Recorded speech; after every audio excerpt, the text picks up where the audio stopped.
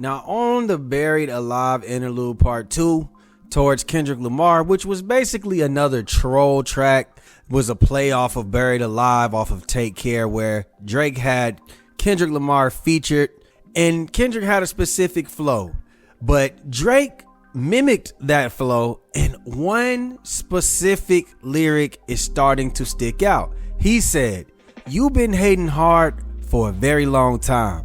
It feel like Twitter ghostwriting your reply." Why is that significant? The reason it's significant is because the OVO scavengers of Twitter that are going through every nook and cranny of Twitter to find any type of dirt on Kendrick Lamar finally found something in the depths of Twitter.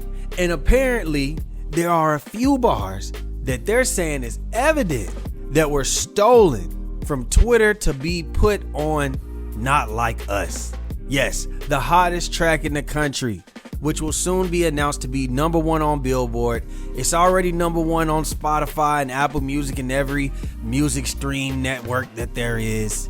It's getting bigger and bigger by the day with the streams. It's breaking all types of records. They're saying Kendrick plagiarized the hood. He plagiarized Black Twitter. Let's take a look. All right, let's start off with a guy. His name is @BackJoyski on Twitter. He put a specific tweet that said Drake's favorite chord must be A minor. And that was on September 21st, 2021.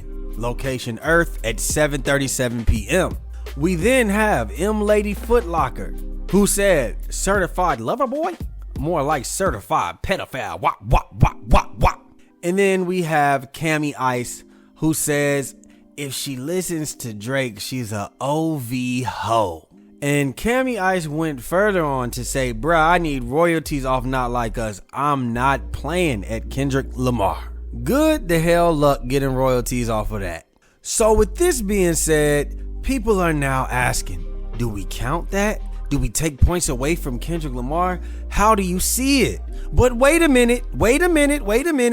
Because the Kendrick Lamar scavengers of Twitter are doing their due diligence too. One of them even added me after I laughed at Kendrick's attempt at using lyrics off of Twitter. And they sent me the actual proof on Twitter that Drake is also replying and using material from Twitter. Let's take a look at Drake. Now, @Lil_Mono_ that sounds crazy. Lil Mono. Keep your mouth away from that nigga. No Diddy. He said, y'all be big stepping. Nigga, ain't your shoe size 7? And that was on June 18th, 2022 from Earth at 12 o'clock. We then got @YoungFoolieLA, who said, Drake finna call his next diss The Heart Part 6, which is honestly petty yet fire when you think about it because of 6. And he said that on May 3rd, 2024, where The Heart Part 6 dropped on the 6th of May. Then we have @Daniel_Sensei said, what's a prince to a king? And then last we have @Bukola_Beckley, who said black, white, and everything in between. And this was on September 3rd, 2023.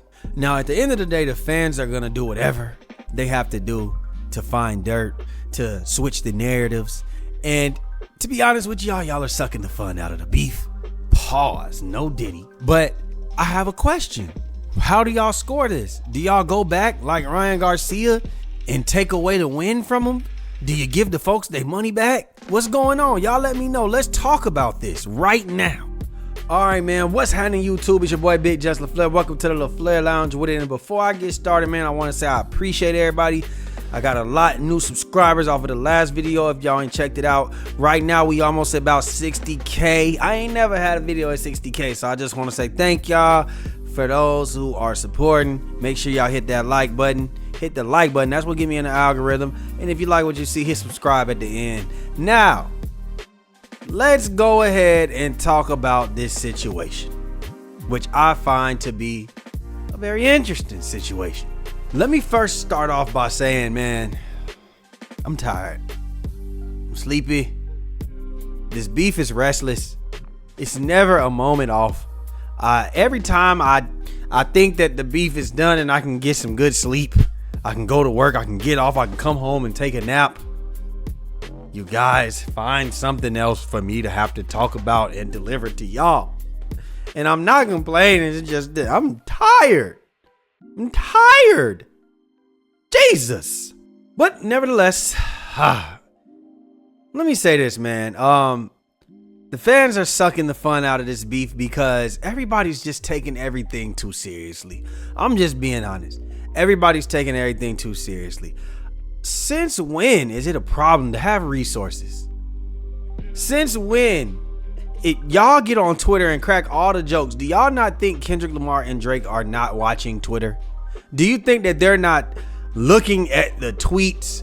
Do you think that they don't have a team of people that's going through tweets, that's going through the internet to find material against their opponent? That's all this is. First of all, let's start at Kendrick. Those were lightweight bars. The proof that y'all are proving, even if Kendrick did take those were the lightweight bars of the song.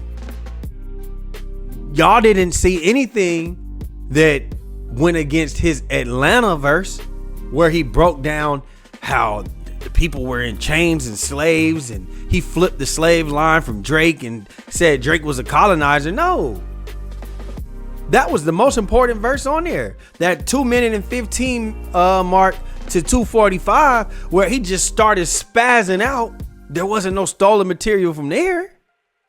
Come on, man. We got to be honest, bro. This is what goes on in war. You use your resources, right? And I'm not here to just cape for Kendrick Lamar, but at the same time, Drake uses his resources all the time. Look at how many writers he got. He's using everybody to write his song. So now, if you're a Drake fan, if I'm going against you, so now we care about plagiarism because he got material off of Twitter when Drake is proven to copy bar for bar, word for word. When the Yachty shit dropped, right? When they put down the Jumbotron popping shit reference track, right? When other things was going on, right? When Quentin Miller was doing, now we care about that? It's kind of weird to me. And as far as Drake, his was a little bit weaker, like black, white, and everything in between. Anybody could say that, man. A lot of these bars that y'all are saying anybody could say that, I get it. I understand. But I wouldn't expect Drake.